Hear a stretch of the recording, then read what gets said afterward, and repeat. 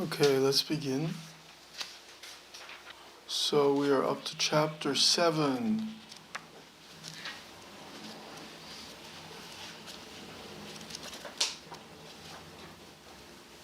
Temperament and circumstances. So those of you who were here last month, remember we went over chapter 6. It was quite long, and we talked about this teachings of the sixth patriarch. Now we go to chapter 7, which is temperament and circumstances. This means he's meeting various people. Chapter 6 was on repentance. We talked a lot about that last time. But chapter 7 is his interaction with the other people. And those of you who are new today, we're going through this book on the sixth patriarch. He's the Zen master who is the founder of the Zen school in China and also in Korea. And we're on page 200, chapter 7, page 200 in this book. And one thing we see here is that he was still unknown, the patriarch was still unknown, and he went back to his village in Xichao from Wangmu, where the Dharma had been transmitted to him. So he left the place where the fifth patriarch gave him the Dharma, and he returned to his original village where he lived, which is in southern China, near Canton. And he had many interaction with various people, and that's what this chapter is about. Temperament and circumstances, different interactions with different people, and different kind of the way he answered their questions is mentioned here. And one nun who was there her name was a Wu Jinzang here, Inexhaustible Treasury, and she was reciting the Nirvana Sutra. And after hearing her recitation for only a short time, he understood its profound meaning and began explaining it. So this is interesting because he was illiterate. He could not read Chinese. He didn't understand Chinese characters. He was illiterate, but just hearing the recitation of the sutra, he understood its meaning. And he understood its deeper meaning. And so he said, I am illiterate, but if you wish to know the meaning, please ask. And she asked, how can you grasp the meaning of the text when you do not even know the words? And to this he replied, the profundity of the teaching of the various Buddhas has nothing to do with written language. This was quite a surprising answer for him to give.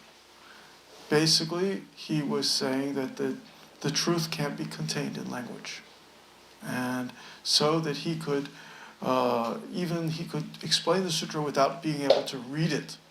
It's as if I was to give you this lecture today, but I could not read English. I could not read this book. It's almost like that. Just by hearing it, he was able to understand it. So she was quite surprised, and she told the elder of the village, this is a holy man. We should ask him to stay and get his permission to supply him with food and lodging. So she recognized that he was not an ordinary monk and said, this is a holy man. And so this is how, in one way, he was welcome in that village and well taken care of. And he stayed there for quite some time, and many people came in to pay homage to him. And he rebuilt the people around there rebuilt the historical Paolin monastery. and they rebuilt it for the patriarch. And it became a very famous temple. But after 9 months, the patriarch's enemies found him again. What does that mean, his enemies found him? There were many people who were jealous of him and who were angry that he received the robe and received the transmission of the robe and the bowls from the fifth patriarch. And they were trying to catch him and steal these items. They only understood the material. They didn't understand that these were only symbols. They thought that by owning this robe and by owning these bowls that they would have the Dharma, but they didn't understand that these were symbols of the Dharma. So that's quite a difference, the symbol and actually having the Dharma. And so after about 9 months, he had to leave, and he went into the forest, and he hid between some rocks, and he was able to escape. And one of the rocks, known as the Rock of Refuge, still has some imprint of his robe there. And so he made these 2 districts of the Hui and Hui his places of retreat and teaching. And at some point, one bhikkhu came to him, a native of some other area, came to him and asked him about the meaning of mind is Buddha. And the patriarch replied, to not give rise to thinking is mind, to not distinguish thought is Buddha. He gave very simple explanation, but then he said, if I were to give you a more full explanation, the topic could not be exhausted, even if I used a whole kalpa. A whole kalpa means quite a long time, 1,000,000 years. And so he explained it as just saying that not giving rise to thinking is the true mind, and not extinguishing thought is the Buddha. Not pushing away thought is the Buddha itself. And he went on to make a poem about that. And this poem about what mind is, what Buddha is, when practicing prajna and samadhi should function together. Then our thoughts will be clear, pure and clear. This teaching can be attained only through the habit of practice. Its function is essentially without birth. To use prajna and samadhi together is correct practice. So those of you who were not here earlier, we already talked about this. Prajna is wisdom. Samadhi is meditation. So prajna and samadhi need to be practiced together. If you only have wisdom, but you don't have meditation, then it's like a kind of dry cognition, we say. If you only have meditation, but you don't have wisdom, then your direction not clear. Where your meditation will take you, it's not clear. So 2 of these need to be practiced together. This is still taught in Korean Zen about prajna and samadhi. This is a 정해 상수. Prajna and samadhi must go up together. 정해 상수. So maybe I'll review some of that before we talked about what is samadhi. Samadhi is wisdom. Samadhi is meditation. Meditation means completely one mind, this unmoving mind. This means that you're completely undistracted, no matter what happens. Most people are distracted all the time by things, but somebody who is in samadhi is undistracted. They are not moved by anything. Do we call this a samadhi or meditation? But if we only attach to that point, if we only get stuck and only wish to be at that point, then we have a problem. We need to have some wisdom.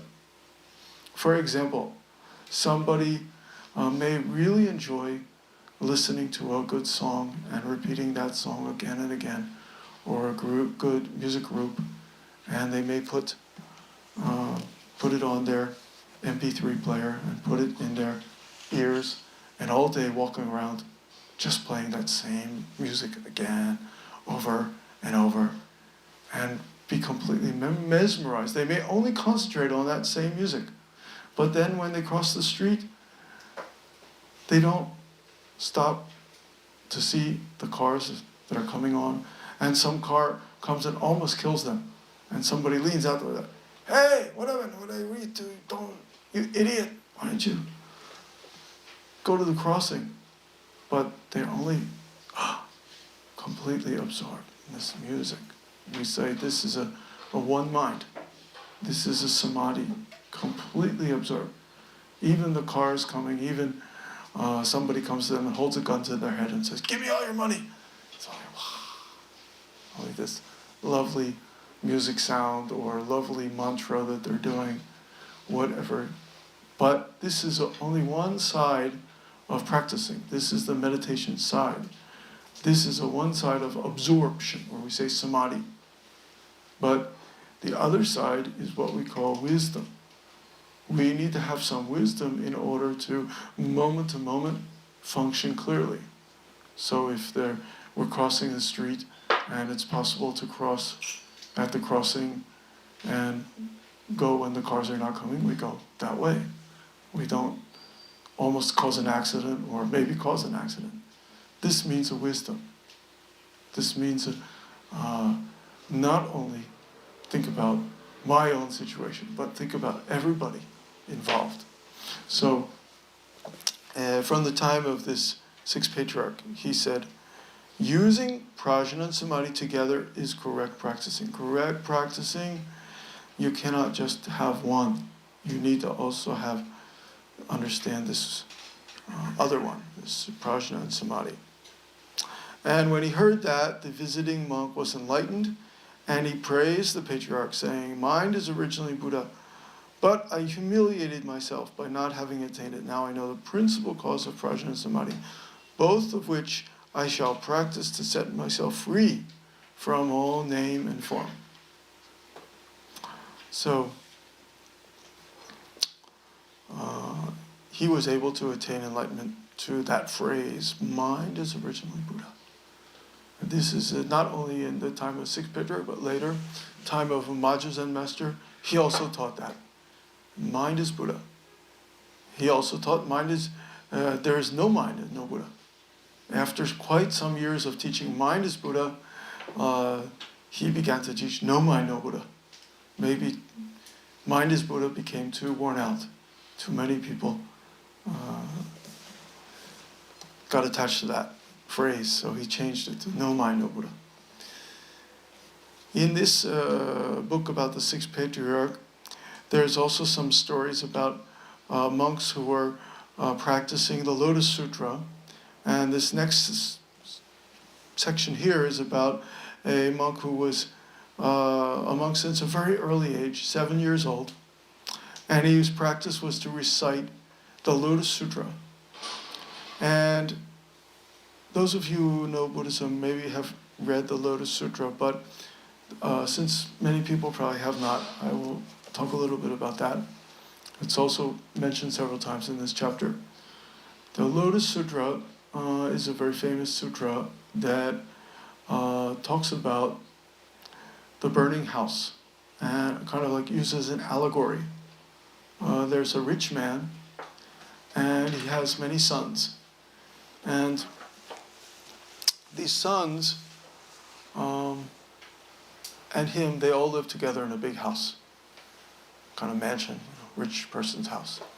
And the rich man has to go often to other parts of the country to do some business, to trade things, to do many things, take care of things in his business. And his sons, they were mostly just staying at home, and they would not go out of the house very much. And one day he noticed that this house was getting kind of old and had some problems. And he asked his sons to come out of the house so he could fix the house and repair the problems that it had. But his sons refused to leave the house. They said, no, this is our good house. This is a really, we've been here since we were children. we love this house, we love this area, we don't want to go out. And the next time he came back, this house was on fire. And this house had many problems. It was burning. And he told his sons, you have to come out. He shouted at them, come out of the house. But his sons still refused to come out. He said, no, Father, we've lived in this house since we were children. This is a wonderful house. This is our home. How can we leave this house?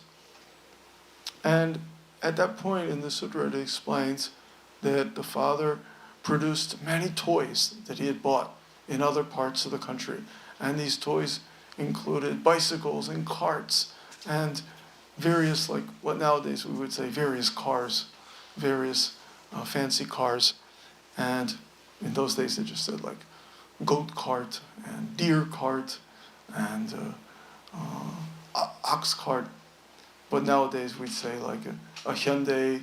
He brought a gift of a Hyundai, and he brought a gift of a Buick, and he bought a gift of a Ford, and all these different cars. And he said to his sons, oh, look, I brought you these wonderful carts, these toys. Please come out, quickly come out of the house. And finally they came out of the house. And they started to play with their new carts, their new toys. And the house burned, but they were not hurt or killed. And so this is an allegory. The allegory is that the burning house is kind of like the body and the world that we live in. And we don't want to leave that. We're attached to it. We don't want to come out of it. So somebody like the father comes along. The father actually in this story represents actually the Buddha or some teacher. And he says, look, I have toys, come play with these toys. And then by being attracted by these toys, the sons come out of the house. And so many people have studied the Lotus Sutra. In fact, there's quite a school in Korea just about this, the Lotus Sutra school. But what is interesting is that this Lotus Sutra is like an allegory. It's like a kind of metaphor for something bigger. If you don't see the bigger part, you can also get stuck on the Lotus Sutra. So a monk who was named Fada, Bhikkhu Fada, his practice was to recite this Lotus Sutra. And when he came to pay his respects to the patriarch, he failed to lower his head to the ground. He failed to bow to him. And the sixth patriarch said, there must be something in your mind that makes you so puffed up. Tell me what you do in your daily practice. And he said, I recite the Lotus Sutra. I've read the whole text 3,000 times. That's a lot of times. It's a long book. Maybe we can see it on the shelf here, but it's quite a thick book. It's like one of these here. It's like a thick one, okay? And he's read it 3,000 times. And then the patriarch said, if you had grasped the meaning of the sutra, you would not have assumed such a lofty bearing. Even if you had read it 10,000 times, if you'd really grasped the meaning of it, even if you read it 10,000 times, you would not be so arrogant. Had you had grasped it, you would be treading the same path as mine. What you have accomplished has already made you conceited. And moreover, you don't seem to realize that this is wrong. So he kind of scolded him a bit.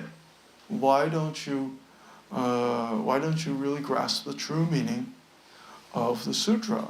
And he said, since the object of bowing is to curb arrogance, why did you fail to bow your head to the ground? Attaching to I is the source of sin. So when he says sin, it means like the source of problems. But to treat all attainment as empty attains merit incomparable.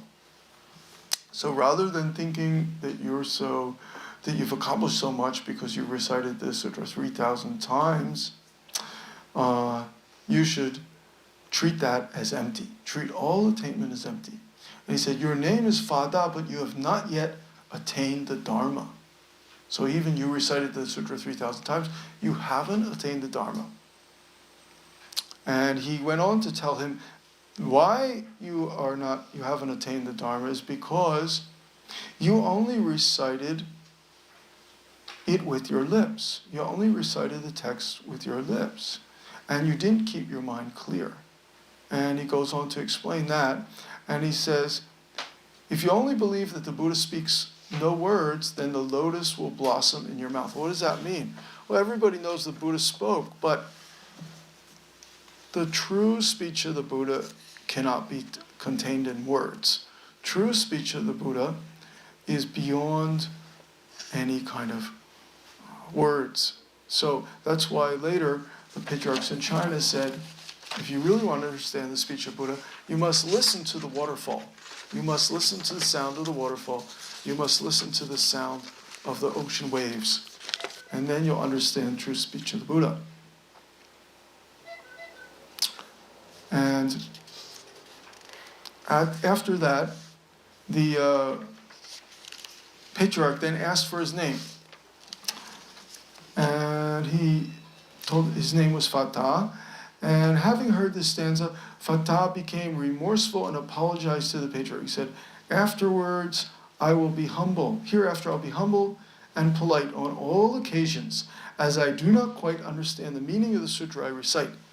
I am doubtful as to its proper interpretation. With your profound knowledge and high wisdom, will you kindly give me a short explanation?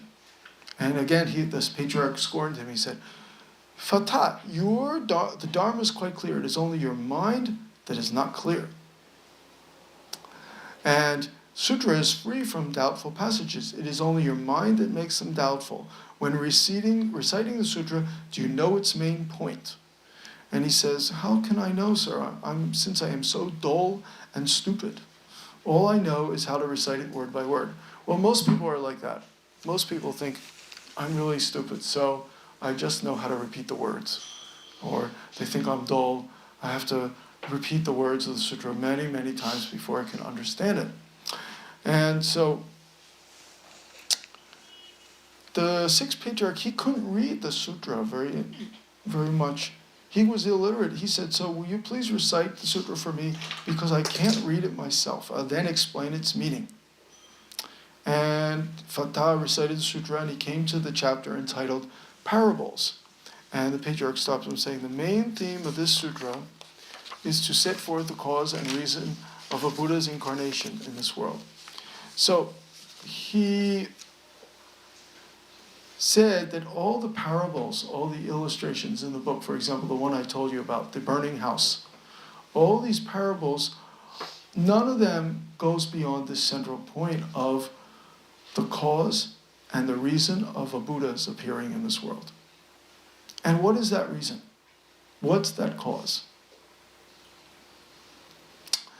And that reason, that cause, is for a sole reason, sole purpose that the Buddha appears in this world. That sole cause, that sole reason is the insight of Buddha knowledge, and what we call Buddha knowledge. So, what's Buddha knowledge? That means, Buddha means enlightenment. So it means the knowledge of enlightenment. So basically what he's talking about is to become enlightened, to know what it is to be enlightened, and to awake to the insight of enlightenment knowledge, and to be firmly established in the enlightenment knowledge. And he goes through those 4 gates.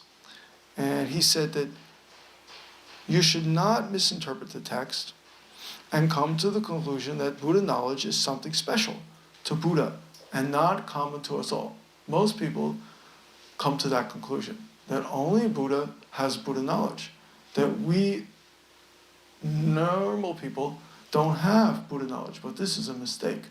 Even though we are not special, we all have Buddha knowledge. We all have the Buddha nature. So we all have the possibility to know what is enlightenment. We all have that. But many times people think that this is only special to common to Buddhas or Zen masters. Only Zen masters or Buddhists can have that knowledge.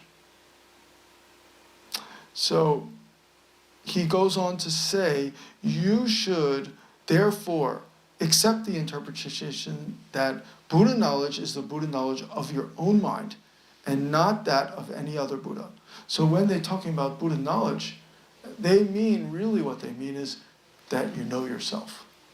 Not that you know some Buddha somewhere else. That you know your own mind.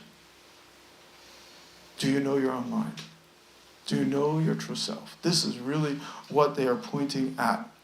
And so many people, when they first read this sutra, they think they're talking about some other Buddha far away. But really what he's talking about is your own mind and how well you know that. And he goes on to say that human beings shut themselves off from their own original bright light by being infatuated with external objects and tormented by inner disturbances. And so he goes on to explain in many ways that we should not look outside. That if you can do this, you and Buddha are not two. So that's why the sutra says, open your mind to true knowing and seeing. So this is a little, this is a little old way of teaching Zen. Older way of teaching Zen. This is original patriarchal Zen teaching that the sixth patriarch gave. Nowadays, we don't talk so much about the Lord Buddha had to leave his samadhi and all this, not so much to explain. But we talk about the mind a lot. But he was the first patriarch who talked about that the mind is everything, that the mind, inside your mind, is the Buddha knowledge, that your mind contains everything. So he advises, he says, I also advise everyone to open their mind moment to moment to the true knowledge and the seeing of Buddha. Worldly people's minds are not correct. Through ignorance and illusion, they commit many offenses. They speak good words, but their minds are wicked. So we see that. People who praise us, who say, oh, you're so intelligent, you're so wonderful, you're so good, we don't really feel like we can trust them. We hear them, if somebody tells you, oh, yeah, I really like what you're doing, but it's really good. It's easy to be suspect that they're not really thinking the same way with their mind. They're just giving you lip service. Maybe somebody who really criticizes you and really gives you a hard time is actually your good friend. But somebody who just praises you with their lips but is not really sincere, this is not your friend. This is many times we have this experience in our life, and also there's some truth about that. Their greed and hatred, jealousy, deceit, flattery, and arrogance violates others and harms the world. So, if you act like this, you are opening yourself to the knowing and seeing of worldly people. If you can make your mind correct moment to moment and give birth to wisdom, perceive your mind, stop evil and do good, then this is manifesting true knowing and seeing.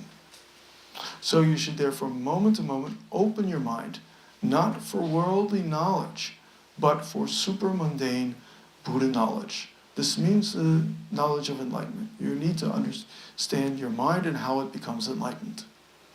This is basically what he's saying.